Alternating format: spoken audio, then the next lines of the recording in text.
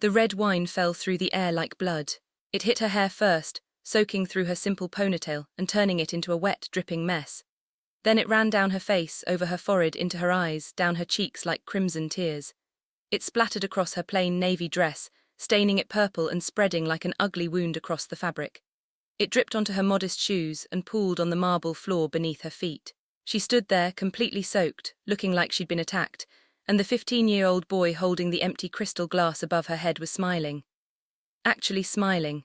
A big, proud, satisfied smile that said he'd just done something wonderful instead of something horrible. "There," he announced loudly, his voice carrying across the silent ballroom so everyone could hear. "Now you look exactly like what you are." He leaned in closer, his eyes cold and cruel, and whispered words that would haunt him for the rest of his life. "Nothings, you're nobody, and you don't belong here." The woman stood perfectly still, wine dripping from every part of her, and she didn't scream. She didn't cry. She didn't run away. She just watched him with calm, steady eyes that held something he was too young and too arrogant to recognize. Power. Real power. The kind that has nothing to do with money, and everything to do with knowing exactly who you are. But we're getting ahead of ourselves. Let me take you back to where this nightmare actually began, because you need to understand how a single moment of cruelty can destroy everything you've ever worked for. You need to see how easily privilege can blind you to the truth standing right in front of your face. And most importantly, you need to know who that woman really was. Because that detail changes everything. The mansion was glowing like something out of a fairy tale that night. Hundreds of lights twinkled in the trees outside, and expensive decorations covered every surface inside. Waiters in crisp white uniforms glided through the crowd carrying trays of champagne that cost more per bottle than most people earn in a week. Music floated through the air like perfume, and everywhere you looked, there were diamonds, designer dresses, and the kind of wealth that makes regular people feel invisible. This wasn't just any party. This was the kind of event that costs more than most families earn in 10 years, and it was being thrown for one very specific reason. Someone important was coming, someone who could change everything. Upstairs, away from the glittering crowd, the man who owned this mansion was packing back and forth like a nervous cat. His expensive suit was perfect, his tie was perfectly knotted, and his shoes were polished so bright you could see your reflection in them. But his hands were shaking, and sweat was beading on his forehead despite the air conditioning. His assistant rushed over with an update, and the man grabbed him by the shoulders. "Is she confirmed?" the man asked urgently. "Is she really coming?" "Yes, sir," the assistant nodded. "She's on her way right now." The man released him and ran his hand through his perfectly styled hair, messing it up for the first time that evening. "How will I know it's her?" he asked. "Is she coming with security, bodyguards and entourage?" The assistant shook his head, and something like confusion crossed his face. "Actually, sir, her team said she likes to travel alone. She doesn't like attention. She prefers to keep things simple." The man frowned at that information. No security, no bodyguards. Every rich person he knew traveled with an army of people surrounding them, protecting them, announcing their importance to the world. But he shrugged it off quickly because he had bigger things to worry about. "Just make sure everything is perfect," he said, his voice tight with stress. "This deal cannot fall through. Do you understand me? It cannot fall through. Our entire future depends on tonight." And he meant that literally, though nobody at the party knew it yet. This wasn't about getting richer or buying another yacht or adding another zero to his bank account. This was about survival, pure and simple, but we'll get to that part later. Right now, we need to go downstairs to the ballroom, because that's where his wife was holding court, and that's where the disaster was about to begin. The wife was impossible to miss. She wore a designer dress that cost more than a small car, and diamonds hung from her ears, her neck, her wrists, and even her ankles. She sparkled like a Christmas tree, and her makeup was applied so perfectly it looked like a work of art. Her hair was styled in an elaborate updo that had taken 3 hours and cost more than some people's monthly rent. She stood in the center of a group of wealthy women, laughing loudly at something someone had said, and the sound carried across the room like a bell. It was the kind of laugh that's more about being seen than about actually finding something funny, and everyone around her made the appropriate impressed sounds. "Darling, have you seen the new yacht we just ordered?" she said, her voice deliberately loud enough for people outside the circle to hear. 60 feet, Italian design. We're taking it to Monaco next month for the summer season." The women around her cooed and complimented her, telling her how wonderful it would be and how lucky she was. And she soaked up their admiration like sunshine. Standing right beside her, sipping red wine from a crystal glass like he was a grown man instead of a child, was her son, 15 years old. Let me tell you about this boy, because understanding him is crucial to understanding everything that happened next. He wore a custom-made suit that cost more than most people's monthly salary. His shoes were Italian leather, polished so bright they reflected the chandelier lights above. On his wrist was a watch that cost more than a small house, and it wasn't even his most expensive one. That was sitting in his bedroom in a display case with 11 others. But the most expensive thing about him wasn't something you could see or touch.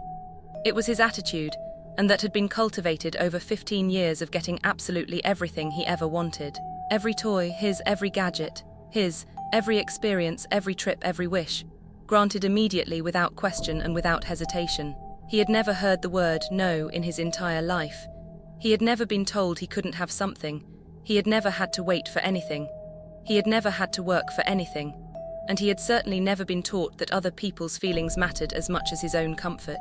It showed in everything about him, the way he stood, the way he looked at people, the bored, entitled expression on his face as he surveyed the room like he owned it, like everyone in it existed purely for his entertainment. His parents let him drink wine at parties because they thought it made him seem sophisticated and mature. They thought it made them look like progressive, European-style parents instead of what they actually were. People who had confused privilege with parenting and money with values. Hey my people, I need to pause here for just a second because this story is about to get intense, and I want to make sure you're ready for where we're going. If you're feeling this already, do me a favor and drop a like on this video. Comment below and tell me where in the world you're watching from, because I love knowing this storytelling family is global. And if you're new here, hit that subscribe button because we're just getting started, and you don't want to miss what happens next. Now let's get back to that ballroom, because the boy was about to make the biggest mistake of his life. It happened so fast that later, when people tried to remember the exact sequence of events, they all had slightly different versions. But everyone agreed on one thing: it started with a single, careless step. The boy was standing there with his wine glass, bored out of his mind because these parties were always the same. Same rich people saying the same boring things with the same fake smiles. He shifted his weight without paying attention to anything around him, without looking where he was going, and he took a step backward. And that was when his expensive Italian leather heel came down hard on someone's foot. Crack. The sound was small, but he felt it. He definitely felt it. That he'd stepped on someone with his full weight, and for just a split second something like awareness flickered in his mind. That he'd hurt someone, he should probably apologize. But then he turned around, already annoyed at the interruption to his boredom, and he saw who he'd stepped on. The woman standing before him was maybe in her early 40s, with a kind face and gentle eyes. She had the type of face that makes you think of warm cookies and soft hugs, the type of face that makes you feel safe just looking at it. But her clothes told a completely different story than her face. She wore a simple navy blue dress that looked like something you'd buy at a regular store. Not a designer store, not a boutique, just a normal, ordinary store where normal, ordinary people shop. There was no label visible, no sparkle, no shine, nothing that announced wealth or importance. Her shoes were plain and comfortable looking, the kind you wear when you have to walk a lot. No jewelry except for small pearl earrings that looked old and probably came from her grandmother. Her hair was pulled back in a simple ponytail with no expensive salon styling, and she carried a regular bag without any recognizable logo. In a room full of peacocks showing off their feathers, she looked like a sparrow. Plain, simple, and ordinary. And in the boy's mind that meant one thing: she was beneath him. Here's where everything went wrong, and I need you to understand the twisted logic that was running through his privileged, entitled brain. She was the one who got stepped on, and he was the one who stepped on her. But somehow, in his warped understanding of the world, she had wronged him by existing in his space. How dare her foot be where he wanted to step? How dare she stand in his path? How dare she exist in the same room as him without the proper credentials of wealth? His eyes travelled up and down her body, taking in every detail of her simple appearance, and his lip curled with visible disgust. "Excuse me," his voice came out loud and dripping with contempt. "Do you have any idea what you just did?" The woman looked confused, and she rubbed her foot slightly where his heel had come down on it. "I'm sorry, I think you actually stepped on. Do you know how much these shoes cost?" The boy cut her off, his voice rising even louder so that people around them started turning to look. "These shoes cost more than your entire outfit, more than everything you're wearing put together." The woman's expression changed slightly, but the boy was too caught up in his own importance to notice or care what she might be thinking. "I'm sorry if there was some misunderstanding," she said calmly, her voice steady and measured. "I was just standing here and—" "Misunderstanding?" The boy laughed, and it wasn't a nice sound. It was cruel and ugly and sharp. "The only misunderstanding here is how someone like you got into this party in the first place." More people were watching now. Whispers were spreading through the crowd like ripples in water. "Who is she? What's happening? Did you see what she's wearing?" The boy fed on the attention like oxygen, loving every second of being the center of everything. "Look at you," he continued, his voice getting meaner with every word that left his mouth. "Look at what you're wearing. This is an exclusive party, for important people, for rich people, and you." He looked her up and down again, making a face like he'd smelled something rotten. "You look like you wandered in off the street. Did you sneak past security? Are you here to steal something? Are you one of the cleaning staff who forgot to stay in the kitchen? Where do you belong?" The woman still didn't react with anger or tears or any of the responses he expected. She just looked at him with those calm, steady eyes, and something about her composure made him even angrier. Who did she think she was, standing there so calm, not apologizing profusely, not begging for forgiveness, not recognizing his superiority? She should be on her knees, he thought. She should be thanking him for even speaking to her. She should be grateful that someone as important as him was wasting his breath on someone like her. His hand tightened around his wine glass, and his blood boiled with an anger that had nothing to do with his shoes, and everything to do with his need to feel powerful. He wanted to hurt her, he wanted to embarrass her, he wanted to put her in her place in a way she would never, ever forget.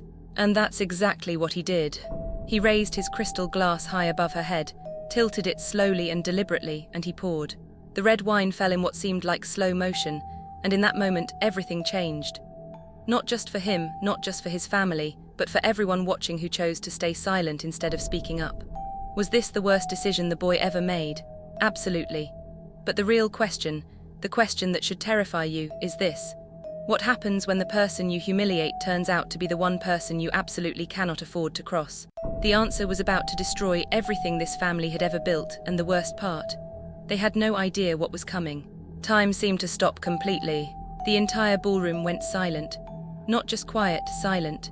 The kind of silence that feels like pressure in your ears, like the whole world is holding its breath waiting for something terrible to happen.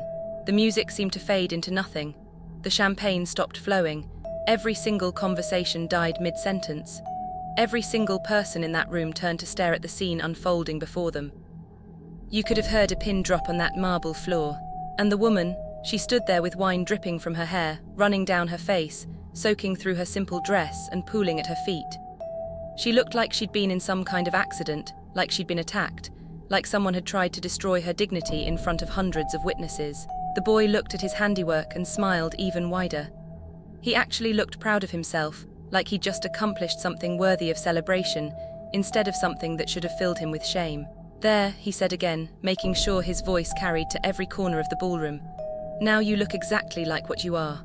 He gestured at her dismissively, like she was garbage he wanted removed from his sight. "Someone call security," he announced loudly, playing to the crowd like an actor on a stage.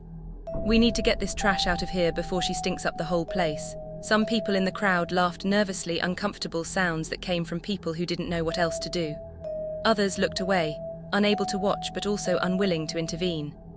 A few looked genuinely uncomfortable, their faces showing something like sympathy or horror, but their mouths stayed firmly closed. Because that's how it works when you're in a room full of wealthy people and someone with power does something wrong. You stay quiet, you protect yourself, you don't rock the boat. You pretend you didn't see it, or you convince yourself it wasn't that bad, or you tell yourself it's not your business. Silence becomes agreement, inaction becomes approval. And every single person in that room became complicit in what happened next. The clicking of heels on marble cut through the silence like gunshots. The boy's mother was pushing through the crowd, her diamonds glittering under the chandelier lights, her perfect face twisted into an expression of irritation. You'd think a mother seeing her son pour wine on someone's head would be horrified. You'd think she would rush over to apologize immediately, to help the poor woman, to call for towels and express her deepest regrets about her son's behavior. But no, oh no, that's not what happened at all. This mother looked at the wine-soaked woman standing in front of her son, and instead of compassion, instead of shame, instead of basic human decency, her face showed the exact same disgust her son had displayed. Like mother, like son, the apple doesn't fall far from the tree. Whatever cliché you want to use, the truth was clear. This woman had raised her son to be exactly what he was, and she was about to prove it. "What's going on here?" she demanded, her voice sharp and cold as ice. "Mom," the boy said, gesturing at the woman like she was something he'd found stuck to the bottom of his shoe. Nobody stepped on my shoes, didn't even apologize, so I taught her a lesson about respecting her better." His mother's eyes narrowed as she looked the woman up and down, taking in every detail of her simple dress, her wine-soaked hair, her plain shoes, her complete lack of jewelry and designer labels. And then she smiled, but it wasn't a kind smile or a sympathetic smile. It was cold and cruel and satisfied, like she was looking at exactly what she expected to see. "Is that so?" She turned her attention fully to the woman, her voice dripping with contempt that she didn't even try to hide. "Well, is this true? You stepped on my son and you couldn't even say sorry." The woman opened her mouth to speak, to explain, to defend herself, but the mother didn't give her the chance. "You know what, don't even bother answering," she said, cutting off any possibility of explanation. "I don't want to hear your excuses. I don't care what you have to say. I'm not interested in whatever story you're about to tell me." She stepped closer to the woman, invading her personal space in a way that was clearly meant to intimidate, to dominate, to establish who had power in this situation. "Look at you," she said, her voice loud enough for the growing crowd to hear every word. "Look at what you're wearing. How did you even get in here? This is a private event, an exclusive party for important people." She emphasized that last word, important, like it was a club the woman would never be allowed to join. "And you clearly do not belong here." Whispers rippled through the crowd like waves. Some people nodded in agreement. Some people looked uncomfortable but said nothing. Some people watched with the kind of fascinated horror you see on people's faces when they witness a car accident, unable to look away even though they know they should. "Security," the mother called out loudly, her voice ringing with authority and entitlement. "Security, we have a gate crasher. Someone get this creature out of my house." The word creature hung in the air like poison. It was chosen deliberately, carefully, to strip away the woman's humanity and reduce her to something less than human. Something that didn't deserve respect or dignity or basic kindness. The mother turned back to the woman, and her face was twisted with cruel satisfaction, with the joy that comes from putting someone in what you believe is their proper place. "Let me give you some advice, sweetheart," she said, her voice sweet like poisoned honey. "Know your place. People like you don't get to rub shoulders with people like us. You don't get to breathe the same air as us. You don't get to step on my son's expensive shoes and expect to walk away without consequences." She laughed then, and it was the kind of laugh that makes your skin crawl. Cold and hollow and completely void of real humor. "What did you think was going to happen?" she continued, clearly enjoying her own monologue. "That you'd sneak into our party and find yourself a rich husband, that someone would take pity on you and give you money, that you could pretend to be one of us." She shook her head, her diamonds swinging with the movement, catching the light and throwing sparkles across the woman's wine-stained dress like mockery. "Honey, look in a mirror. You could never be one of us. Not in a million years. You're nothing, you're nobody. You're just a poor little woman who doesn't know her place in the world." She pointed toward the door with one perfectly manicured finger. "Now get out before I have you arrested for trespassing, before I call the police and have them drag you out of here in handcuffs. Go, now." "Fam, I need to pause here because I know you're feeling the rage right now.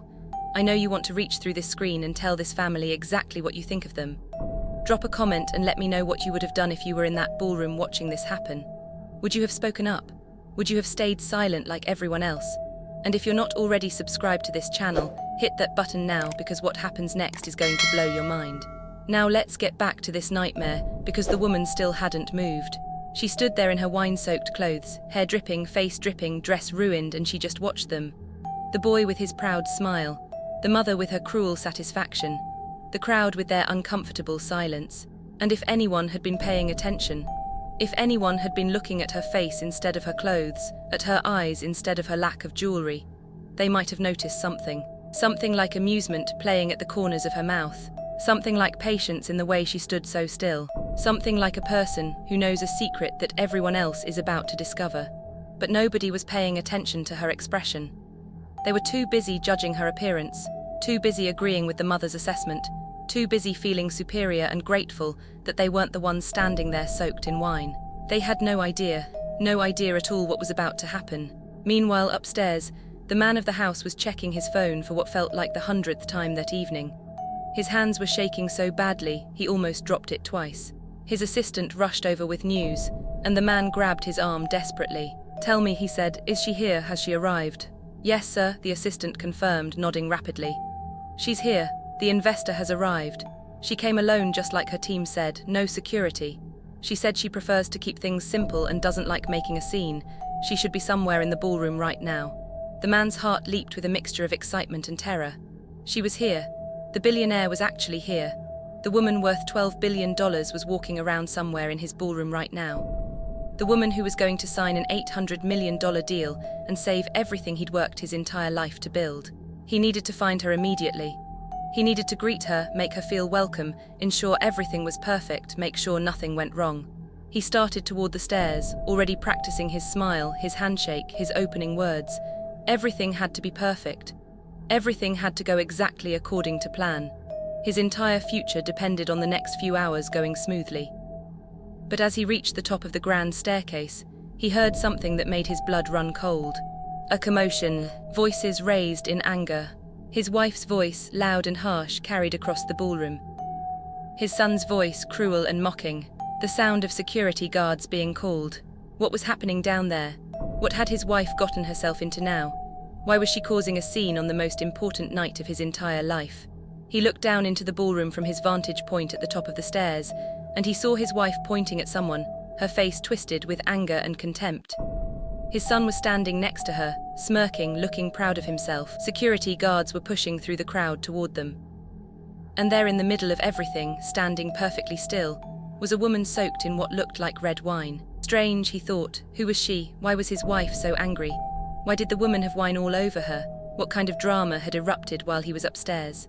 He started to turn away, already planning to deal with whatever ridiculous situation his wife had created after he found the investor.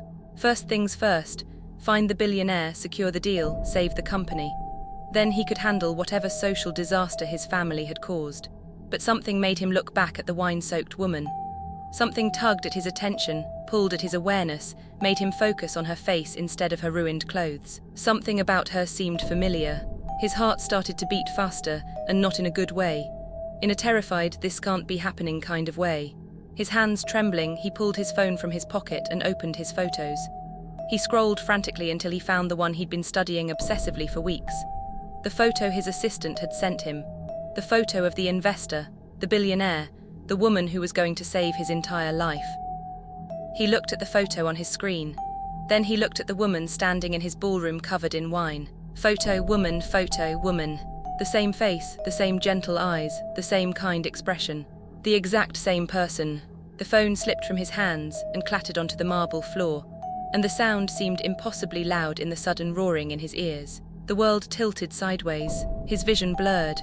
His legs felt like they were going to give out beneath him.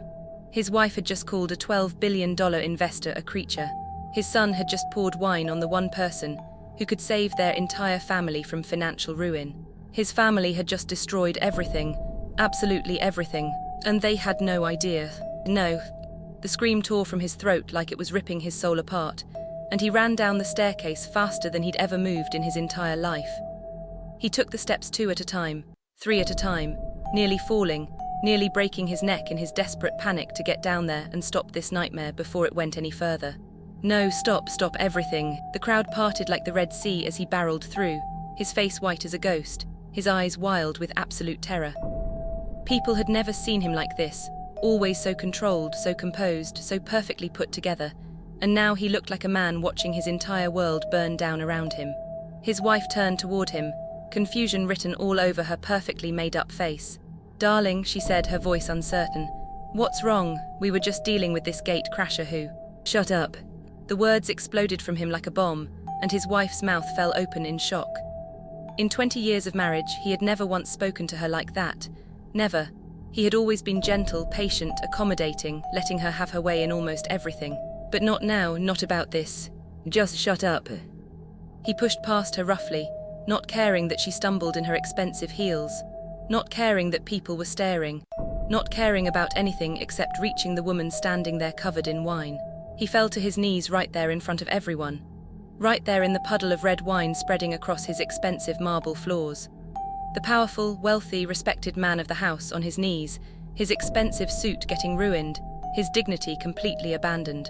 "Ma'am," he choked out, his voice barely above a whisper, broken and desperate and filled with terror.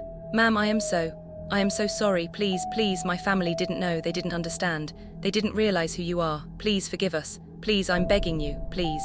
His wife stared at him like he'd completely lost his mind. "What are you doing?" she hissed, embarrassment flooding her features. "Why are you kneeling? This is just some random poor woman who—" "She's not random." The man's scream echoed through the ballroom like thunder, and everyone froze. Every single person in that massive room stopped moving, stopped breathing, stopped existing for one eternal moment.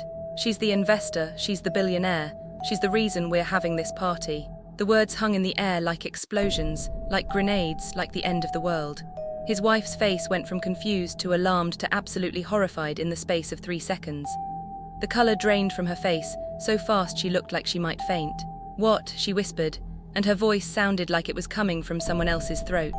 "The $800 million deal," the man sobbed, tears now streaming down his face openly, not caring who saw, not caring about anything except salvaging what might already be impossible to save. "That's her. That's who you just screamed at. That's who our son just poured wine on. That's who you called nothing. That's who you called a creature." His wife's legs gave out completely, and she grabbed a nearby table for support, her knuckles turning white from gripping the edge so hard. "No," she breathed, shaking her head in denial. "No, that can't be right. Look at her. Look at what she's wearing. She doesn't have bodyguards. She doesn't have an entourage. She doesn't need any of that," the man shouted, cutting her off. "She's worth $12 billion. She built everything from nothing. She dresses simply because she never forgot where she came from. That's who she is. That's the kind of person she is." He turned back to the woman, grabbing the hem of her wine-stained dress with trembling hands like a beggar, like someone who has nothing left to lose. "Please, ma'am, please, I'll do anything. Anything, just please don't cancel the deal. Please don't walk away. Please don't destroy us. We need this so badly. I'm begging you on my knees. I'm begging you with everything I have, please." The boy's face had changed completely. The smirk was gone. The arrogance was gone. The superiority was gone. Everything that had made him look so confident just minutes ago had vanished like smoke. What remained was pure, undiluted terror. For the first time in his privileged, entitled, spoiled life, he understood something fundamental about the world. Actions have consequences. You can't just do whatever you want. Money and power aren't unlimited shields that protect you from everything. And sometimes, the person you look down on is actually looking down on you from heights you can't even imagine. He started to cry. Not fake tears designed to manipulate, not crocodile tears meant to get him out of trouble. Real tears. The kind that comes from deep inside when you realize you might have just destroyed your entire family's future. "I didn't know," he whimpered, his voice breaking. "Dad, I didn't know, I didn't realize, I just thought. She looked so. I didn't." "Shut up," his father screamed at him without even looking in his direction. "Just shut up." The boy sobbed harder, his whole body shaking, snot running from his nose, all that carefully cultivated sophistication crumbling into what he really was. A scared 15-year-old who had made a terrible mistake and didn't know how to fix it. The mother was crying too now. Ugly tears that were running down her face and destroying her perfect makeup, mascara streaking her cheeks in black rivers, her diamonds suddenly looking cheap and ridiculous and meaningless against the backdrop of her fear. The whole family, broken, terrified, begging. And the woman they had humiliated, insulted, poured wine on, called nothing, called a creature. She just stood there, calm, still, watching them all with those steady eyes. Wine still dripping from her hair, from her face, from her dress. What was she thinking? What was she feeling? What was she going to do? The entire ballroom held its breath, waiting for her to speak, waiting to hear what kind of judgment she would pass on this family who had treated her like trash. And when she finally moved, when she finally wiped some of the wine from her face with her hand, the silence somehow became even deeper. This was it. This was the moment. This was when she would decide whether to save them or destroy them. And nobody, not the father on his knees, not the mother crying, not the boy sobbing, not a single person in that entire ballroom, had any idea what she was about to say. The woman wiped wine from her face slowly, deliberately, and the simple gesture felt like it lasted forever. Every eye in that ballroom was fixed on her, waiting, wondering, barely breathing. She looked at the family before her. The father on his knees, his expensive suit soaked with wine from the floor, his face streaked with tears. The mother shaking with fear, all her diamonds and designer clothes suddenly meaningless. The son crying like the child he actually was, all his practiced arrogance stripped away to reveal the terrified boy underneath. And then she spoke. Her voice was quiet, calm, but it cut through the silence like a blade through silk. So let me make sure I understand this correctly. Everyone held their breaths. 5 minutes ago I was nothing. I was trash. I was a gate crasher. I was a creature. I was someone who didn't deserve to breathe the same air as you. I was someone who needed to be thrown out, arrested, humiliated in front of everyone. She looked directly at the mother, and her gaze was steady and unflinching. You called me a nobody. You told me to know my place. You said I could never be one of you, not in a million years. You looked at me with disgust, like I was something you'd scrape off the bottom of your shoe. She turned her attention to the boy and something flickered in her eyes. Not anger exactly. Something deeper, something more like profound disappointment. You poured wine on my head. You called me nothing. You smiled when you did it. You were proud of humiliating me. You enjoyed watching me stand here soaked and silent while people laughed. Finally, she looked at the father, still on his knees, still begging with his eyes. And now that you know I'm rich, now that you know I have money, now that you know I have something you desperately need, now you're on your knees. Now you're apologizing. Now you're begging for forgiveness. She paused, and the pause felt like an eternity. So tell me something, and I want you to think very carefully before you answer. If I was actually poor, if I was actually the nobody you thought I was, if I was actually just a simple woman who wandered into your party by mistake, would you be apologizing right now? Nobody answered. Nobody could answer, because they all knew the truth, and the truth was ugly. Would you be on your knees? She asked again, her voice softer but somehow more powerful. Silence. Would you feel any remorse at all? Or would you have had me thrown out on the street and laughed about it over champagne while you celebrated how cleverly you put me in my place? The father hung his head in shame, so deep he couldn't even look at her anymore. His shoulders shook with silent sobs because he knew the answer, and knowing it was destroying him from the inside out. That's what I thought, the woman said quietly. She took a step back, wine still dripping from her clothes, leaving a trail of dark drops on the pristine marble floor. Let me tell you a story, she said, her voice carrying through the silent ballroom to every corner, reaching every ear. 25 years ago, I was homeless, actually homeless, not temporarily down on my luck, not between apartments. Homeless. I slept on park benches when I could find one that wasn't occupied. I ate food from garbage cans behind restaurants. I wore the same clothes for weeks at a time because I couldn't afford to wash them, let alone buy new ones. I begged on street corners, holding a cardboard sign, watching people walk past me like I was invisible. Her voice cracked slightly, old pain rising to the surface like a wound that never fully healed. People like you walked past me every single day. They looked at me with the exact same disgust you showed me tonight. They stepped over me like I was garbage, like I wasn't even human. Some of them spat on me. Some of them threw things at me.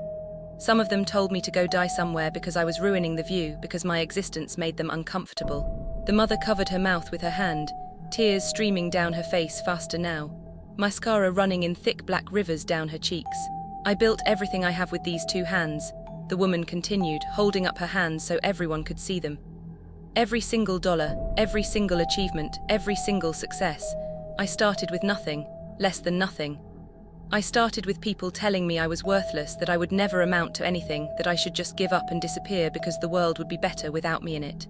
She straightened her spine, standing tall despite her wine-soaked clothes, despite the humiliation she'd endured, despite everything. And I never, ever forgot what it felt like to be treated like I didn't matter.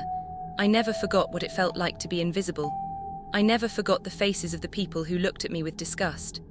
And I made myself a promise that day, sitting on a park bench in the rain with nowhere to go and no one who cared whether I lived or died. She looked directly at the boy, and her gaze was intense enough to make him flinch. Young man, you're 15 years old. You've never struggled for anything in your entire life. You've never been hungry, truly hungry, not knowing where your next meal will come from. You've never been cold, sleeping outside in winter with nothing but newspaper for a blanket. You've never been scared about where you'll sleep tonight, or if you'll wake up tomorrow, or if anyone would even notice if you didn't. You've never had someone look at you like you were less than human. She stepped closer to him, and he couldn't look away even though he wanted to. But I have, and I want you to understand something very important. Tonight, when you poured that wine on my head, when you smiled at my humiliation, you weren't just hurting me. You were hurting every single person who has ever struggled, every person who doesn't have designer clothes, every person who works hard just to survive, every person who has ever been made to feel like they were nothing because they weren't rich. The boy was sobbing uncontrollably now, his whole body shaking with the weight of understanding what he'd actually done. And the worst part, the woman said, her voice breaking slightly.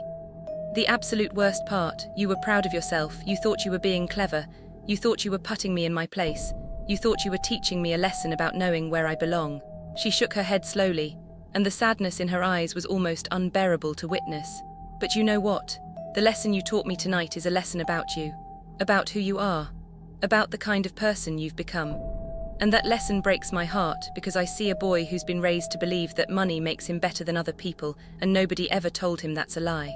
She turned to address the entire room, her voice rising with passion and pain, and a lifetime of experience that nobody in this ballroom could truly understand. "This is what happens when we raise children to believe money makes them better than other people. This is what happens when we teach them that worth is measured by watches and shoes and designer labels. This is what happens when we surround them with yes and never let them hear no. We create entitlement. We create cruelty. We created this."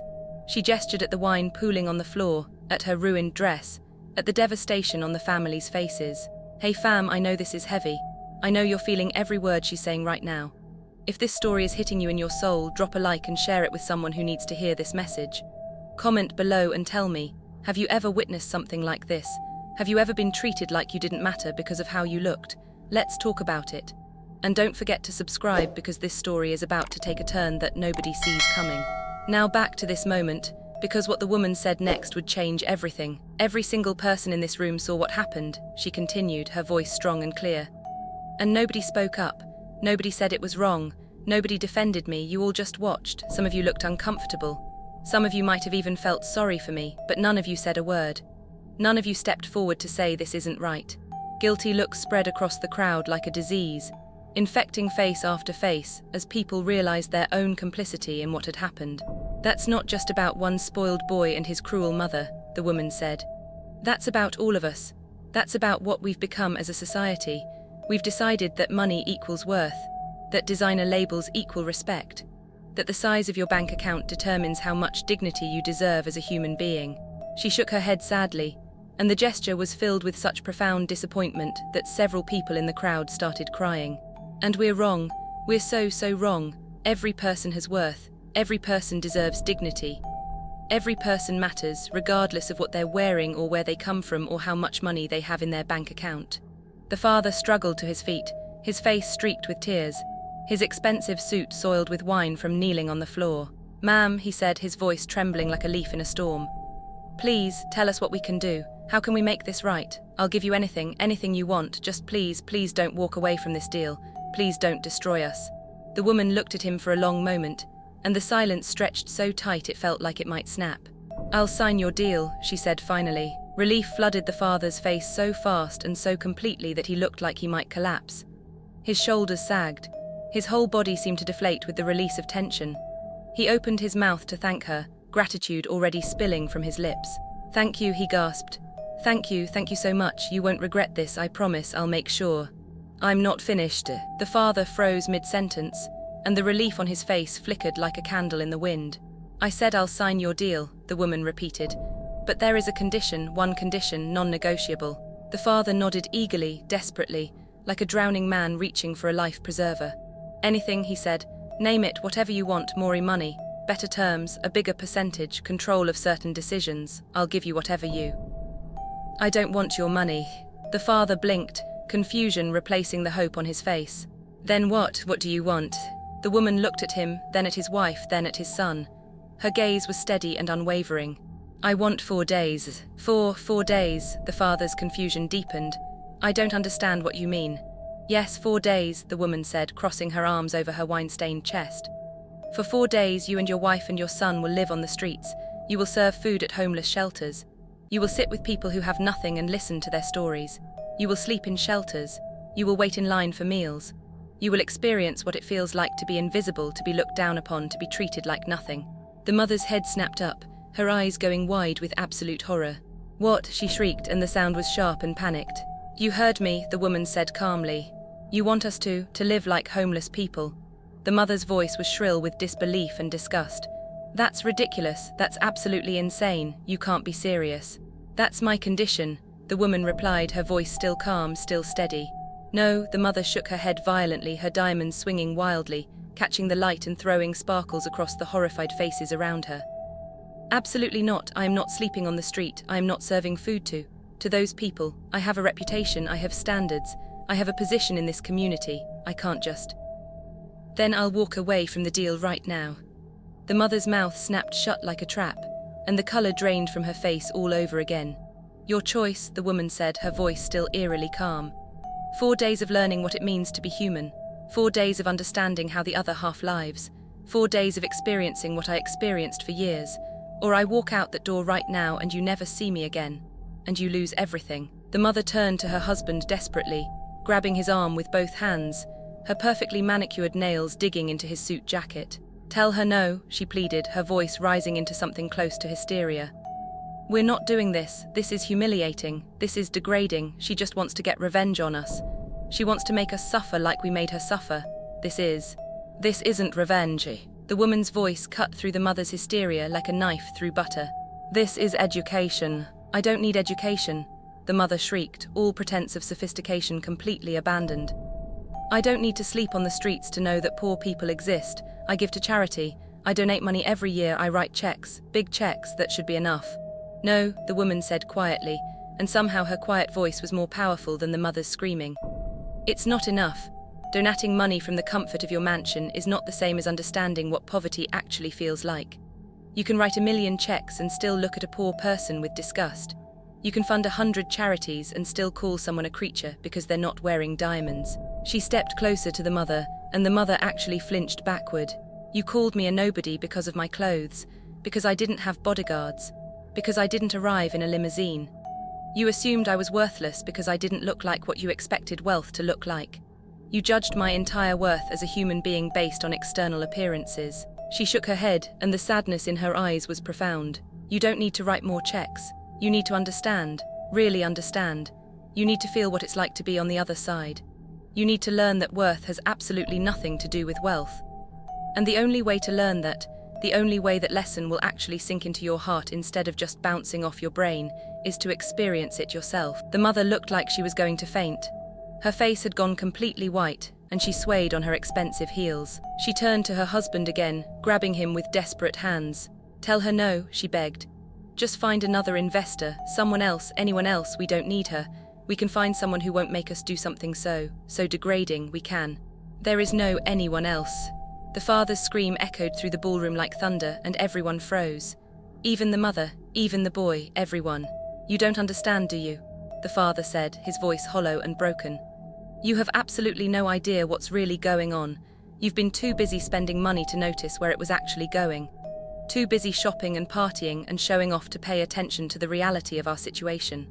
He grabbed his wife's shoulders and looked into her eyes with an intensity that bordered on violence. This deal isn't about getting richer, he said, his voice shaking. This deal isn't about buying another yacht or another diamond necklace or another vacation home. This deal is about survival. Our company is in trouble. Serious, catastrophic trouble. We've been losing money for months. Actually, for years, we're in debt, massive, crushing debt. The banks are circling like sharks. The creditors are calling every single day. Everyone wants their money back, and we don't have it. His wife's face went from white to grey, and she looked like she might actually collapse. That's not possible, she whispered. We're rich, we have debt, the father shouted, shaking her slightly. Hundreds of millions of dollars in debt. Everything you see around you, the house, the cars, the yachts, the private jets, the vacation homes, all of it, it's all bought on credit. It's all borrowed. We've been living on borrowed time, borrowed money, borrowed everything. We've been one step ahead of bankruptcy for 2 years, and I've been scrambling to keep it together while you spent money like we had an endless supply. But your company, the mother, is failing, the father screamed. Don't you get it? It's failing, collapsing. This deal was supposed to save us. This $800 million was our only way out. Our only chance to pay back what we owe and start fresh and actually survive. He gripped her shoulders tighter, and tears were streaming down his face. If this deal doesn't go through, if this woman walks out that door, we lose everything. And I don't mean we have to cut back on the champagne and sell one of the yachts. I mean everything. The house gone. Foreclosed, the cars gone, repossessed, the yacht gone, the private jets gone, the vacation homes gone. Every single thing we own will be sold to pay back what we owe. We'll be lucky if we can afford to rent a 1-bedroom apartment in the worst part of town. His wife's legs gave out completely, and she would have fallen if a nearby guest hadn't caught her and helped her into a chair. She sat there with her perfect dress bunched around her, her perfect makeup ruined by tears, her whole world crumbling. No, she whispered. No, that can't be true, it can't be. It is, the father turned to his son who was still crying, still shaking. And your fancy private school, gone, your expensive clothes, gone, your trips around the world, gone, your cars, your watches, your future inheritance. Gone, gone, gone, there won't be any inheritance because there won't be anything left. The boy's face crumpled even further, and he looked like he might be sick. Dad, I didn't know, I'm sorry, I didn't mean to. I know you didn't mean to, the father shouted. But I didn't mean to doesn't fix anything. I didn't mean to doesn't bring back $800 million. I didn't mean to doesn't save our family from losing absolutely everything we have. He turned back to the woman, falling to his knees again in the puddle of wine. Please, he begged, his voice breaking. Ma'am, please, I'm not asking for myself, I'm asking for my son. Yes, he's spoiled. Yes, he made a terrible, terrible mistake. Yes, he was cruel and arrogant and horrible, but he's still just a boy. He doesn't deserve to lose everything because of one stupid, thoughtless moment. Please, please, there has to be something. The woman looked at him with those steady eyes. There is a way, she said simply. I already told you, 4 days. And in that moment, the family realized they had no choice at all. It was 4 days of discomfort or a lifetime of poverty. 4 days of learning or losing everything forever. What would they choose? Could they swallow their pride and face the truth about themselves? Or would their arrogance destroy them completely? The answer would determine not just their financial future, but the future of their souls. The mother sat in that chair like her bones had turned to water, and she couldn't stop shaking. Her hands trembled in her lap. Her whole body trembled. Everything she'd ever known, everything she'd ever believed about her life, was crashing down around her like a building collapsing in slow motion. I can't, she whispered, and her voice sounded like it was coming from somewhere far away. I can't do it. I can't sleep on the street. I can't be like them. I can't. I just can't. The father knelt before her, taking her shaking hands in his. You can, he said firmly, though his own voice was breaking. You will, because we have no choice. Don't you understand? It's 4 days or it's the rest of our lives in poverty. 4 days of discomfort or losing everything we have. 4 days or our son has no future at all. But people will see, the mother moaned, and fresh tears spilled down her already ruined face. People will know, everyone will laugh at us. Everyone will talk about us, our reputation will be destroyed. We'll be the joke of the entire city. I can't face that, I can't. Do you think I care about what people think right now? The father shouted, and the raw desperation in his voice made several people in the crowd wince. Do you think our reputation matters more than our survival? Do you think I give a damn about cocktail party gossip when we're about to lose our home? He stood up and faced the woman with the wine-soaked dress, and his whole body was shaking. My wife is in shock, he said. She doesn't know what she's saying, she doesn't understand yet, but we accept your condition, all 3 of us, 4 days, whatever you say. Whatever you want us to do, we'll do it, we'll do anything. Wait, the woman said, holding up one hand. I want to hear from all of you, individually. This can't be one person deciding for the others and dragging them along. Each of you has to agree on your own, willingly. Because if you go into this with resentment, with anger, with the feeling that you're being forced, you won't learn anything. It'll just be suffering without purpose. It'll be punishment without growth. She looked at the father with those steady, knowing eyes. Do you agree? 4 days living among the homeless, serving them with humility and respect, learning their stories, seeing them as human beings instead of statistics. The father didn't hesitate for even a second. Yes, I agree completely, wholeheartedly. She turned her gaze to the mother, who was still sitting in the chair, still shaking, still looking like her world had ended. Do you agree? The mother was silent for a long moment. Her hands were shaking so badly she had to clasp them together just to keep them still. Her whole body was shaking. She thought about her diamonds, her designer dresses, her yacht, her reputation, her position in society.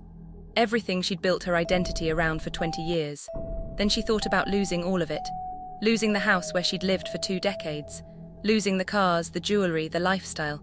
Watching her son's future crumble to dust.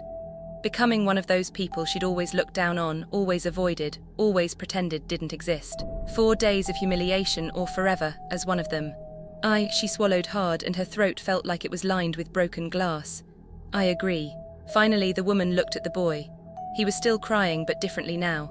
Not the panicked crying from before, something deeper. Something that came from a place inside him that had never been touched before tonight. And you, the woman asked softly, do you agree?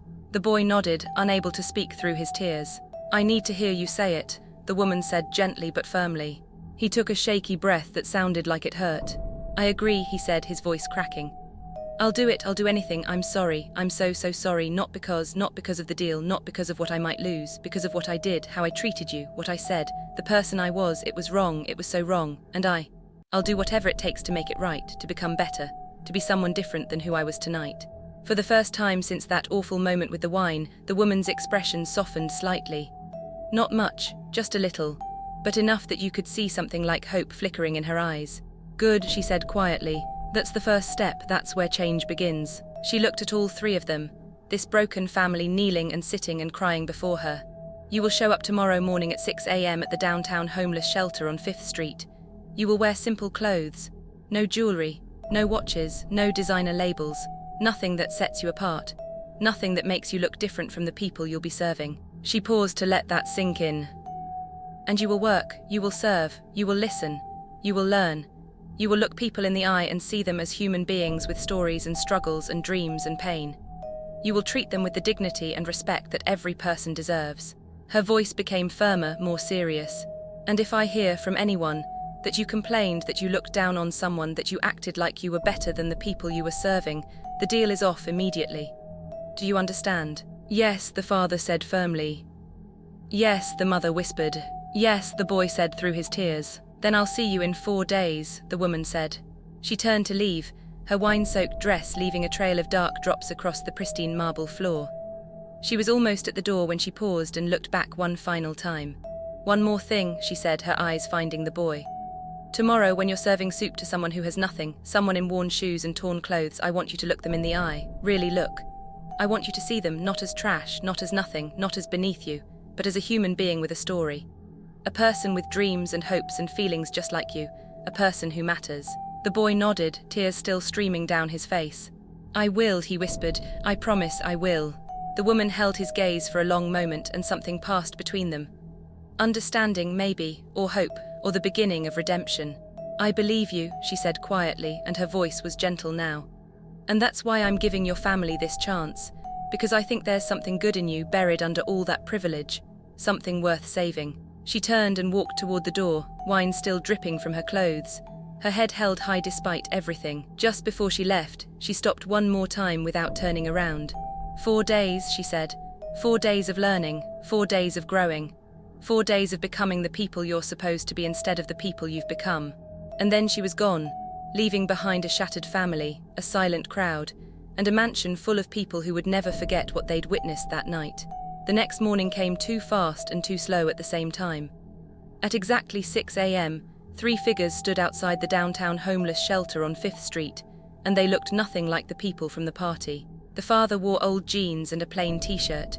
No watch, no cufflinks, no Italian leather belt, just simple clothes that could have belonged to anyone, clothes that made him look ordinary and anonymous. The mother wore clothes from a thrift store, and the night before, when she'd had to go to that store for the first time in her life, she'd actually cried in the parking lot for 20 minutes before she could force herself to walk inside. She touched fabrics that weren't silk, looked at price tags that had single digits, and felt something inside her crack open. No makeup this morning, no jewelry, no designer anything. She looked smaller somehow, less intimidating, more vulnerable, more human. The boy wore regular sneakers and a worn hoodie that the housekeeper had found in a donation box. No custom suit, no expensive shoes, no watch worth more than a house. He looked scared and young and lost, like the 15-year-old kid he actually was underneath all that practiced arrogance. They stood there in the early morning light, their breath making small clouds in the cool air, and they looked ordinary. They looked like everybody else, and they were absolutely terrified. Hey, my people, this is where everything changes. This is where a family that had everything starts to understand what it means to have nothing. If this story is touching your heart, I need you to hit that like button. Comment and tell me, have you ever had an experience that completely changed how you see the world? Drop your story below. And subscribe to this channel, because what happens over these next 4 days will restore your faith in humanity's ability to change. Now let's follow this family into a world they never knew existed. The shelter was already busy even at this early hour. Lines were forming, hundreds of people waiting for breakfast. Old men with weathered faces and eyes that had seen too much. Women clutching children close to their bodies, protective and desperate. Teenagers with hard expressions and hollow cheeks. Families who'd lost everything. Veterans who'd been forgotten. People from all walks of life, united by one thing: they had nowhere else to go. These were the people the family had always looked past, looked through, pretended they didn't exist, the invisible people, the forgotten people, the ones society had decided didn't matter. Now they were about to serve them. A volunteer approached with a warm smile. She didn't know who they were. She didn't know about the mansion or the party or the wine or the deal. She just saw 3 new volunteers looking nervous and uncertain. "Welcome," she said cheerfully, and her kindness was genuine and uncomplicated. "So glad you could join us today. It's simple work: serve food, be kind, say good morning, look people in the eye, that's all we ask. Everyone here is dealing with hard times. A little kindness goes a long way. Sometimes it's the only thing that keeps people going." She handed them aprons, and the mother's hands were shaking so badly she almost dropped hers. "I don't know if I can do this," she whispered to her husband, and her voice was thick with fear. "You have to," he said quietly. "We all have to." They put on their aprons, they took their places behind the serving counter. The doors opened, and the first person approached. He was an old man, maybe 70 years old, maybe older. Hard to tell because hardship ages people in ways that time alone never could. His clothes were torn and patched in multiple places. His shoes were held together with duct tape. His hands were dirty, fingernails cracked and broken. His hair was wild and uncombed. His beard was scraggly and grey. He looked like everything the family had always looked down on, everything they'd always avoided, everything they'd been taught to see as less than. But his eyes, oh, his eyes were kind, warm, full of a gentle light that had somehow survived whatever hardships had brought him to this place. Eyes that held forgiveness and understanding and a depth of humanity that the family had never encountered in their wealthy circles. "Good morning, young lady," he said to the mother, his voice soft and respectful and genuinely grateful. "Thank you for being here today. Thank you for helping folks like us. God bless you for your kindness." The mother's hands trembled as she served him a portion of eggs, and she couldn't stop staring at his face because he was thanking her. This man who had nothing was thanking her for doing the bare minimum. "Good morning," she managed to say, her voice barely above a whisper. "You're welcome." The old man nodded and smiled. A genuine smile. A grateful smile that reached his eyes and made them crinkle at the corners. And then he moved on to get his coffee. And the mother burst into tears right there behind the serving counter. The first day was brutal. Not physically, though the standing was hard and the work was constant, and her feet hurt in ways she'd never experienced before. It was brutal emotionally, spiritually, in ways she didn't even have words for. Because every person who came through that line was kind, grateful, polite, and human. "God bless you, ma'am. Thank you so much for this. You're so kind to be here. I appreciate this more than you know. You have a beautiful smile." Every kind word was like a knife in the mother's heart because she remembered. She remembered the party. She remembered looking at that woman with disgust. She remembered calling her a nobody, a creature, something less than human. She remembered standing by while her son poured wine on her head and smiling about it. And now person after person, people who had nothing, people who slept in shelters and ate in soup kitchens and owned nothing but the clothes on their backs, were treating her with kindness and respect and gratitude. They were thanking her. And she had done nothing to deserve it. The father worked quietly beside her, serving food, cleaning tables, taking out trash, wiping down counters. These were things he had never done in his entire life. He had people for that, servants, staff, employees. He had never gotten his hands dirty. He had never done manual labor. He had never served anyone but himself. But now his hands were covered in dish soap. His back ached from bending over tables. His feet hurt from standing for hours. His expensive suit from last night felt like it belonged to someone else, someone from another lifetime. And every time he looked at the faces of the people he was serving, he saw something that shook him to his absolute core. They weren't that different from him. That man over there with the worn suit and the sad eyes, he used to be a businessman. He'd owned his own company once, lost everything in the recession. One bad year, one series of wrong decisions, and suddenly homeless. That woman carefully feeding her 2 children from a single plate. She used to be a teacher, lost her job when the school closed due to budget cuts. Couldn't find another one, ran out of savings, ran out of options, and ended up here. These weren't lazy people. These weren't people who deserved their fate. These weren't people who had made terrible choices and were paying the price. These were people who had been broken by circumstances beyond their control, by bad luck, by an economy that didn't care, by a system that had failed them, by a society that had forgotten them. It could have been him. One bad deal, one economic downturn, one piece of terrible luck. And he'd be sitting on the other side of this counter, grateful for a warm meal and a kind word. The thought made him want to fall to his knees and weep. And the boy, oh, the boy was being broken and remade with every passing hour. He served food without complaint. He said please and thank you to every person. He looked them in the eyes just like the woman had asked, and what he saw there changed him in ways he couldn't even begin to articulate. He saw a mother trying to divide one small meal among 3 hungry children, making sure they each got enough while she ate almost nothing herself, and his heart cracked open. He saw a veteran missing an arm, sleeping in the corner because he was too tired to eat. Nightmares of war still haunting his weathered face, and something inside him shifted. He saw a teenager his own age. That one hit the hardest, hit him like a physical blow to the chest. The teenager was maybe 15, maybe 16, about the same height as the boy, about the same build. He could have been the boy's classmate in another life. But his eyes were old, ancient. They'd seen things no child should ever see. Things that had stolen his childhood and replaced it with survival instincts and wariness and a hardness that broke the boy's heart to witness. He ate alone in a corner, protecting his food like someone might take it away at any moment, and the boy couldn't stop staring because that could be me, he thought. If things were different, if I'd been born somewhere else, if my parents had been different people, that could be me. The realization was devastating. That night they slept on cots in the shelter, and sleep didn't come easily for any of them. The mother cried for 3 hours straight, soft sobs that shook her whole body, not tears of self-pity anymore. These were different. These were tears of shame and recognition and something like awakening.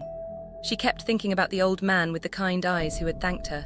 She kept thinking about the woman with the children who had smiled at her like she was an angel instead of someone who had spent her whole life looking down on people exactly like them. Father stared at the ceiling, unable to sleep, his mind racing through every moment of the day. He thought about the businessman who had lost everything. He thought about how easily that could have been him, how easily it still could be him if this deal fell through. And he realized something that made his chest ache with a pain that felt physical. He had been one bad decision away from this life for years, and he'd never known it. He'd thought his wealth made him safe, made him special, made him untouchable. But wealth was just paper and numbers. It could disappear overnight. It had almost disappeared. And then what would he be? Just another man with nothing, hoping someone would show him kindness. And the boy couldn't stop thinking about a conversation he'd had late in the day, during a quiet moment when most people had been served, and the shelter had grown calm. He'd finally worked up the courage to sit down next to that teenager, the one his own age, the one with the ancient eyes. "Hey," the boy had said awkwardly, not knowing how to start, not knowing what to say. "I'm new here." The teenager had looked at him with those eyes that had seen too much, and there was something like wariness in his expression. Like he was trying to figure out if this was a joke or a trick or some kind of cruel game. "Okay," he'd said, just that, "okay, nothing more." "I was wondering," the boy hesitated, his voice shaking. How long have you been living like this?" The teenager had shrugged, and the gesture was so casual it made the question seem smaller than it was. 2 years since I was 13. 2 years, the boy's voice had cracked with disbelief. "But what happened? Where are your parents?" The teenager's face had gone completely blank, and the boy immediately regretted asking. "Car accident, both of them. No other family, went into foster care for a while. That was bad, really bad, aged out at 15. Nowhere to go, nobody cared, so here I am." The words were flat, matter of fact, delivered in a monotone that made them even more heartbreaking. Like he was reading a grocery list, instead of describing the complete destruction of his entire world. "I'm so sorry," the boy had whispered, and he meant it with every fiber of his being. "I'm so sorry that happened to you." The teenager had shrugged again, but something flickered in his eyes. Something that might have been surprised that someone actually cared enough to say those words. "It's whatever," he'd said, but his voice was softer. "You survive, that's what you do, you figure it out. You keep going because what else are you gonna do? Give up, that's not an option." "But how?" the boy had asked desperately, needing to understand. "How do you keep going when you have nothing, when everything was taken from you? How do you not just break?" For the first time, something like interest had flickered in the teenager's ancient eyes, and he'd actually looked at the boy like he was seeing him instead of just another volunteer who would disappear tomorrow. "You learn stuff," he'd said slowly, choosing his words carefully. "You learn that stuff doesn't matter, not really. Fancy shoes, big houses, expensive clothes, all that stuff you think is important. None of it matters, that stuff can disappear overnight. It almost did disappear overnight for me. My parents had money, not like rich but comfortable. We had a nice house, I had my own room, I had toys and games and a bike. And then one car accident and it was all gone. Just gone." He'd looked at the boy intently, really looked at him, and the boy had felt like he was being seen for the first time in his life. You know what matters, the teenager had continued. How people treat each other, that's it. That's literally all that really matters in the end. A kind word can save someone's life out here. Someone treating you like you're human instead of trash can keep you going for another week. And a cruel word, a cruel action, that can destroy someone who's already hanging on by a thread. The boy had thought about the wine he'd poured, the cruel words he'd said, the smile on his face when he'd done it, the pride he'd felt in putting someone in what he thought was their place. And something had cracked inside his chest, something like ice melting, something like walls that had been built over 15 years suddenly crumbling to dust. He'd cried himself to sleep that night on his cot, thinking about that teenager and about the woman with the wine-soaked dress, and about every person he'd ever looked down on in his entire privileged life. The second day was easier in some ways and harder in others. Easier because they knew what to expect, because their hands knew the motions now, because the routine was familiar. Harder because they were starting to actually feel things, to connect with people, to see them as individuals instead of a faceless mass of poverty. The mother found herself sitting with a group of women during a break, and instead of serving them, she was just there with them, talking, listening, learning their stories. There was a woman who used to be a nurse, 20 years of service in a hospital, healing people, saving lives, making a difference. Then the hospital closed down due to corporate restructuring. Then she couldn't find another job because she was too old, too experienced, too expensive to hire. Then she lost her apartment, then her car, then everything. And now she was here. There was a woman who had fled an abusive husband with nothing but her children and the clothes on their backs. No money because he controlled everything. No family willing to help because they didn't believe her when she told them what was happening behind closed doors. Nowhere safe to go except here. There was a woman who had battled addiction for years, lost everything to it. Her job, her home, her family, her dignity, and was now fighting every single day to stay clean and rebuild her life from absolutely nothing. These weren't creatures, these weren't nobodies, these weren't trash or statistics or problems to be solved. These were warriors, survivors, human beings who had been through hell and were still standing, still fighting, still hopping for something better. By the end of the second day, the mother wasn't crying tears of shame anymore. She was crying tears of connection, of understanding, of something that felt like her heart breaking open in a way that would let light in instead of keeping it out. She hugged the women she served, she held their hands, she listened to their stories without judgment or pity, just genuine interest and compassion. She saw them for the first time in her life, really, truly saw them as people who mattered just as much as she did.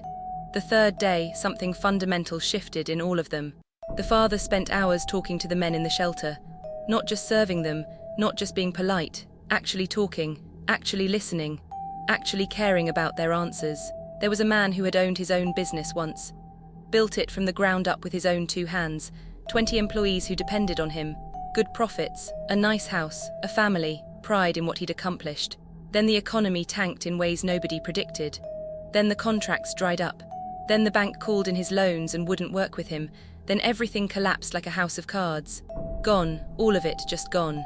Now he slept in a shelter and dreamed of starting over, of getting back on his feet, of proving to himself that he wasn't a failure, even though the world had labeled him as one.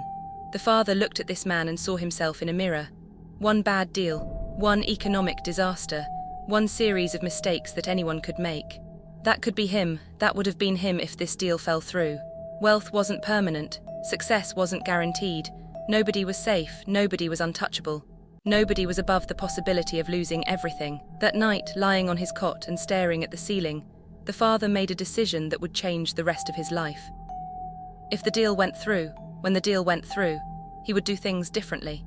He would remember where he came from and where he almost went. He would remember these faces, these stories, these human beings who had shown him more grace and kindness in 3 days than he'd shown anyone in 20 years. He would be different, he would be better, he would be the man he should have been all along. Hey fam, we're almost at the end of these 4 days, and I need you to stay with me because what happens next is going to shock you. If this story has changed how you see the world, hit that like button. Comment below and tell me one thing you're going to do differently after hearing this story. And subscribe because the ending of this story will leave you speechless and desperate for more. I promise you that. Now let's get to the 4th day, because this is where everything comes together. The 4th day was the most emotional of all. The last day. The final test. The The day that would determine whether they'd actually learned anything or just gone through the motions. And the boy had become a completely different person. Not pretending, not acting. Actually fundamentally different in ways that went soul deep. He woke up early before the other volunteers to help prepare breakfast. He knew names now. He knew stories. He knew struggles and dreams and fears and hopes. He had friends here. Real friends. People who happened to have nothing material but who were richer in spirit and character than anyone at that fancy party had ever been. The old man who had been first in line that first morning, the one who had thanked his mother and made her cry, had become like a grandfather to him. He taught the boy to play chess using a homemade board with bottle caps for pieces, and during their games, he told stories about his life that were more valuable than any lesson the boy had learned in school. The woman with the quiet voice who wrote poems on scraps of paper, beautiful, heartbreaking poems about loss and hope and the small joys that keep us alive, had shown him that art and beauty could exist anywhere, even in the darkest places. And the teenager his own age, the one with the ancient eyes, had become someone the boy looked up to more than anyone he'd ever known. Because that teenager had survived things the boy couldn't even imagine, and he'd done it without losing his humanity, without becoming bitter or cruel, without giving up. These people had nothing, but they had given him everything. They had given him understanding, perspective, humanity, a glimpse of what really mattered in life. They had taught him what all his expensive schools and private tutors and wealthy parents never could. When it was time to leave that afternoon, the boy didn't want to go. He stood at the shelter entrance, looking back at the place that had changed his life forever, and tears were streaming down his face. "Can I come back?" he asked the volunteer coordinator, his voice urgent and desperate. "Not because of the deal or the requirement or anything like that. Can I just come back, to help, for real, because I want to, because these people matter to me now?" The coordinator smiled warmly, and there was something like pride in her eyes. "Of course, sweetheart," she said gently. "We always need help. Every pair of hands makes a difference. Every kind heart matters." "Then I'll be here," the boy said, and his voice was fierce with determination. "Every week, I promise, I swear on everything I am, I'll be here." And he meant it. For the first time in his privileged, entitled, spoiled life, he meant something with his whole heart and soul. That evening, the family went to meet the woman at the address she'd given them. A small cafe downtown, nothing fancy, nothing expensive, just a regular place where regular people had coffee and conversation. They didn't look the same as they had 4 days ago. And it wasn't just the simple clothes or the lack of jewelry or the absence of designer labels. It was their eyes, their posture, their entire energy. The arrogance was gone, the superiority was gone, the walls they'd built around themselves were gone. They looked humbled, real, human, like people who had seen something that changed them fundamentally and forever. The woman was waiting at a corner table, and she looked exactly like she had the night of the party. Simple dress, pearl earrings, no makeup, no diamonds, no flash or show. But this time the family didn't see a nobody. They saw a hero, a teacher, a woman who had cared enough to change their lives instead of just destroying them. The mother walked straight to her without hesitation, and she wrapped her arms around this woman she had called a creature just 4 days ago. She hugged her like she was hugging her own mother, like she was holding onto the person who had saved her soul. "Thank you," the mother sobbed, the words pouring out of her like a flood. "Thank you, thank you, thank you. Thank you for showing me who I really was. Thank you for giving me the chance to change. Thank you for not just walking away and letting us be terrible people forever. Thank you for caring enough to teach us instead of just punishing us." The woman held her gently, patting her back like you'd comfort a child. "You were always capable of being good," she said softly. "You just needed to see, really see what you'd been blind to." The father approached next, and he took her hand in both of his. Tears rolled down his cheeks, and he didn't try to hide them or wipe them away. "I will never forget these 4 days," he said, his voice thick with emotion. "Never, not as long as I live. I will be a different man, a different businessman, a different husband, a different father. I swear to you on everything I hold sacred, I swear it." The woman nodded, and there was something like satisfaction in her eyes, not pride or smugness, just quiet satisfaction that her lesson had taken root.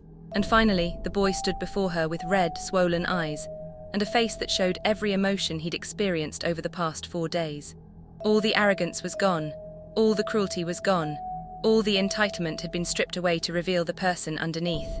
"I'm sorry," he said, and his voice was barely above a whisper but filled with more sincerity than any words he'd ever spoken. "I'm not sorry because you're rich. I'm not sorry because of the deal. I'm not sorry because I got caught or because there were consequences." He took a shaky breath that seemed to hurt. I'm sorry because I treated a human being like she was garbage. I'm sorry because I was cruel and I was proud of being cruel. I'm sorry because I've spent my whole life looking down on people for things that don't even matter, for things that are meaningless. Tears streamed down his face, and he didn't wipe them away. These last 4 days, I met so many people, people who have nothing, people who society has forgotten and thrown away. And you know what? They were kinder to me than I've ever been to anyone. They shared their food, they shared their stories.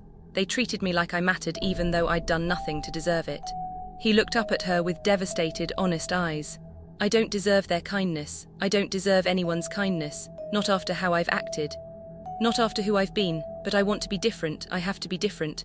I can't go back to being that person who poured wine on your head and smiled about it. I won't go back. He wiped his tears with the back of his hand. I'm going to volunteer at that shelter every week. I'm going to help however I can. I'm going to treat every single person I meet with respect, no matter what they're wearing, no matter where they come from, no matter how much money they have. I'm going to try to be the person you saw in me, the one you thought was worth saving. He looked at her directly, and his voice was fierce with determination. I'm going to try every single day. I'm going to try to be better. The woman looked at him for a long moment, and then slowly she smiled. A real smile, a warm smile, the smile of someone who had seen something beautiful emerge from something ugly. That, she said softly, is all I ever wanted to hear. She reached into her bag and pulled out a folder. The contract, signed, dated, finalized, $800 million, the salvation of everything they'd built. The father's hands trembled as he took it, and fresh tears spilled down his face. Thank you, he whispered. Thank you, I will never forget what you did for us. Never. I will spend the rest of my life trying to be worthy of this second chance you've given us. The woman nodded, and there was warmth in her eyes now. I believe you, she said, and more importantly, she looked at the boy. I believe him. I see something in him, something good, something real, something worth nurturing. He's going to do great things someday, I can feel it. The boy's chin trembled and more tears fell. I'm going to try, he said again. I promise I'm going to try. I know you will, the woman said gently. They talked for another hour in that small cafe. Not about business. Not about money, about life, about perspective. About second chances and redemption and the power of choosing to be better than you were yesterday. And when they finally left, when they walked out into the evening air, they were different people than they'd been when they walked in. The deal was signed. The company was saved. But more importantly, something deeper had been saved. Something that had been dying inside all three of them without them even knowing it. Their humanity. 6 months passed like water flowing downstream. The deal had gone through smoothly. The company was thriving. The family still lived in their mansion, still had their money, still had their comfortable lives. But everything was different now, everything. The father had started a foundation for homeless families. Not just writing checks from a distance, but actually being there. Volunteering every single month, looking people in the eye, learning their names, treating them with dignity. Using his connections and influence not to show off, but to actually help people who needed it. The mother had become an advocate for shelter programs across the city.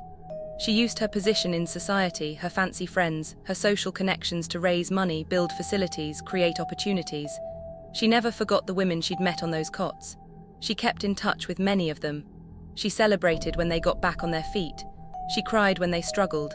She'd become someone who cared about people instead of just caring about appearances.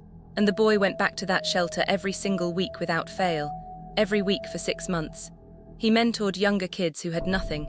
He shared his story, the shameful parts and the hopeful parts, with anyone who would listen.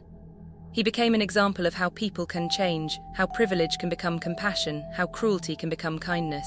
He never forgot the teenager who had taught him about survival and kindness. They were still friends, real friends.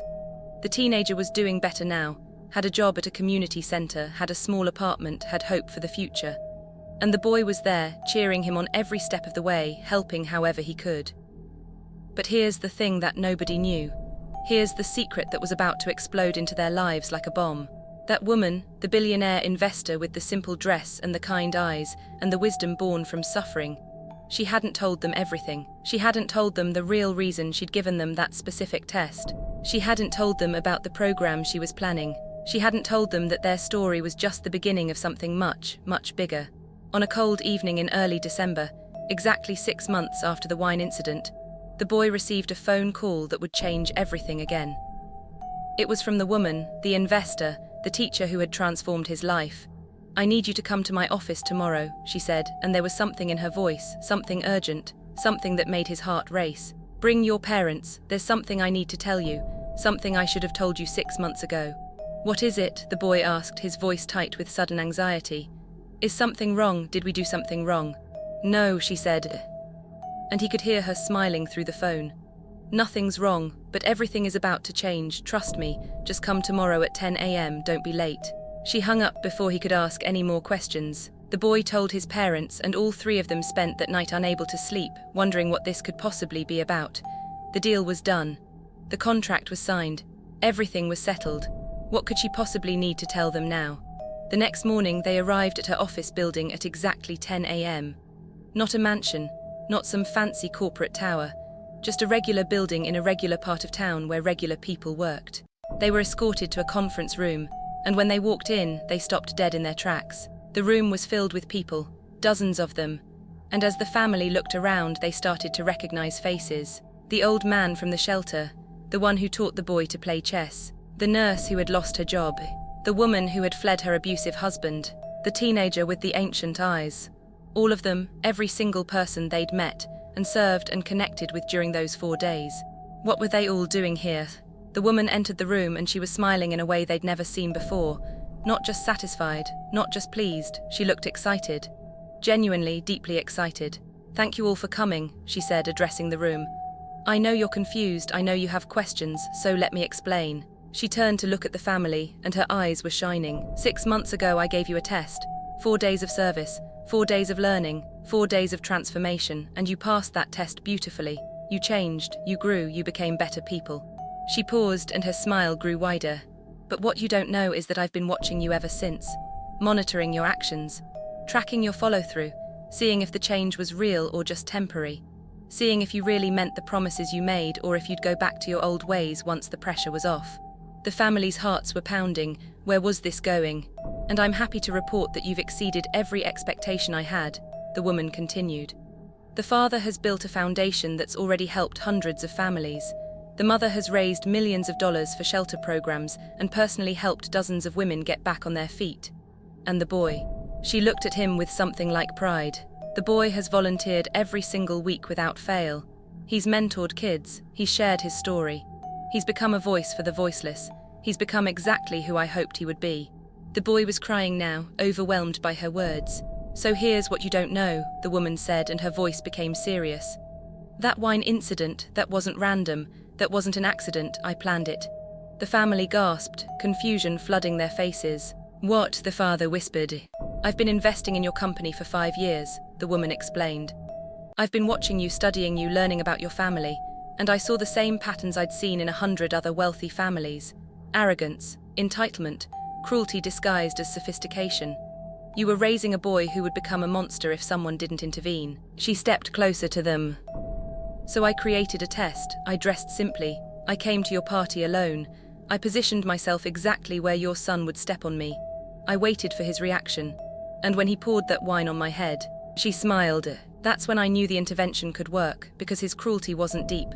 It was learned, it was shallow, it could be unlearned, he could be saved." The boy's mind was reeling. She'd planned it, all of it. "But here's what matters," the woman continued.